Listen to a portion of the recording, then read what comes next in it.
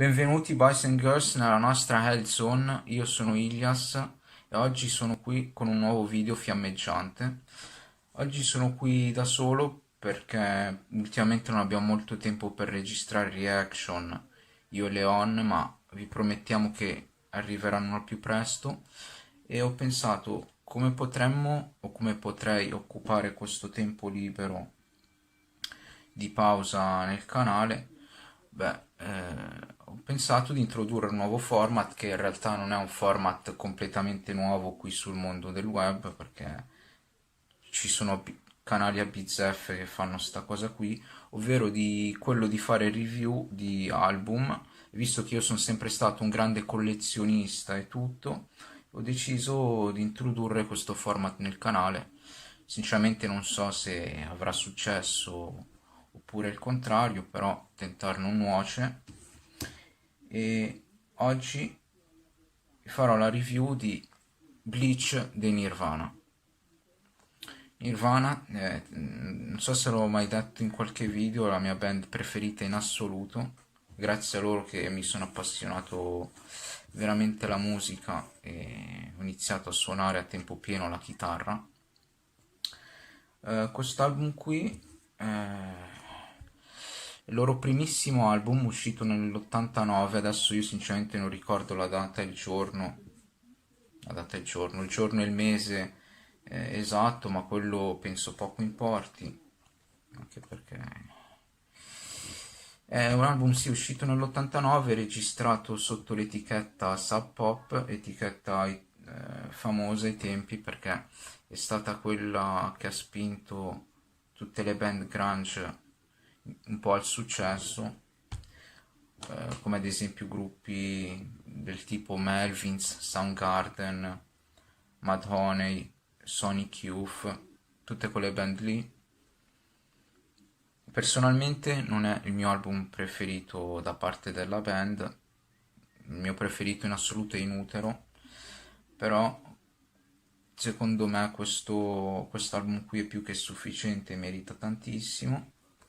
È stato registrato sì, 88, primi mesi dell'89, prodotto da Jack Endino, un produttore che in quell'ambito, in quel genere lì molto, molto famoso, conosciuto.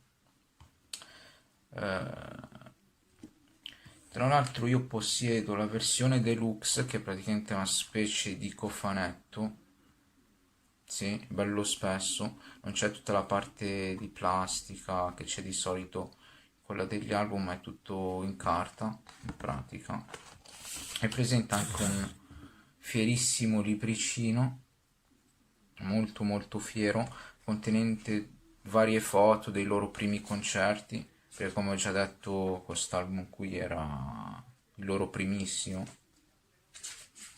C'è questa foto molto buffa di Chris Novoselic, il bassista, non so se quello è sangue o cosa possa essere.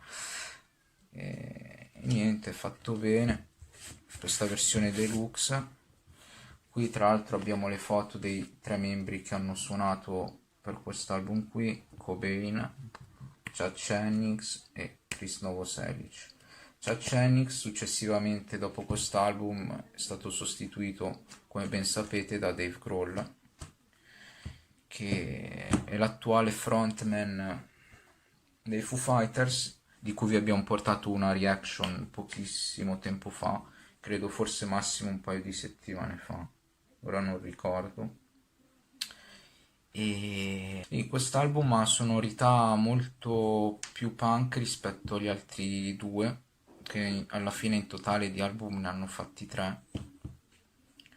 Ce ne sarebbe un quarto, ma è classificato, considerato più una raccolta, che è Incesticide, uscita nel 92. Però sì, alla fine è il loro album più grezzo, più punk. Io lo definisco molto garage rock, anche se alcuni lo definiscono punk rock, ma perché c'è appunto molto quel suono da garage con distorsione al massimo, cioè molto grezzo, anche la copertina te lo fa capire, tutta in bianco e nero. Personalmente è stato un buonissimo album per l'epoca, perché appunto ha sostituito tutti quei gruppi che c'erano prima. Adesso non mi ricordo esattamente come si chiamasse il genere, ma era quei gruppi che comprendevano i Guns N' Roses, Bon Jovi, tutte le altre pappardelle dell'epoca.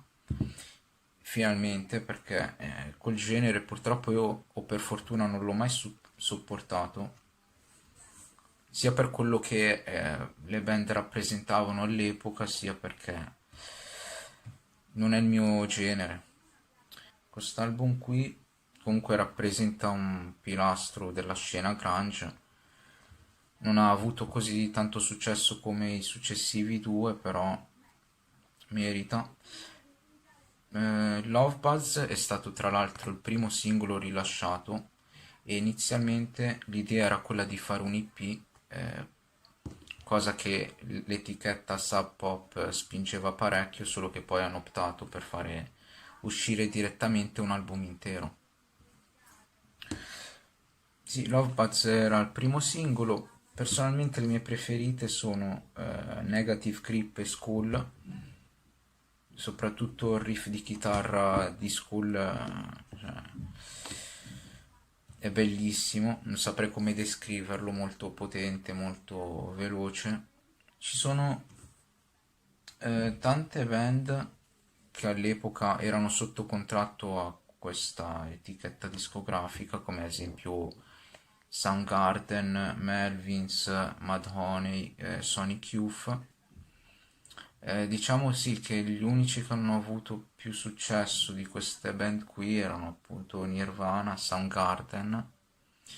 Poi adesso non ricordo i Pearl Jam e gli Alice in Chains sotto che etichetta erano. Credo gli Alice in Chains nella Columbia Records, Pearl Jam non ne ho assolutamente idea, però sì, diciamo che sono queste le band che hanno dominato la scena grunge degli anni 90. Non durata tantissimo perché dopo il suicidio di Kurt Cobain nel 94 diciamo che quel genere fu considerato praticamente morto, anche se le restanti band hanno continuato a fare musica, però si sono evoluti nel sound, diciamo, non hanno mantenuto quella linea grunge. Anche perché sennò poi la gente sarebbe annoiata, cioè, fare tutti gli album quasi uguali o mai eh, provare ad innovarsi o a evolversi a livello di sound fa male a chiunque alla fine. Volevo concludere dicendo, oppure dando, come facciamo di solito anche con le reaction, un voto. Personalmente io a questo album qui gli darei un bel 7. Sì, 7 e nulla, fatemi voi sapere nei commenti cosa ne pensate di quest'album qui, se ce l'avete anche voi in versione fisica oppure no. Se il video vi è piaciuto, se volete che continuiamo con questo format, fatecelo sapere giù nei commenti.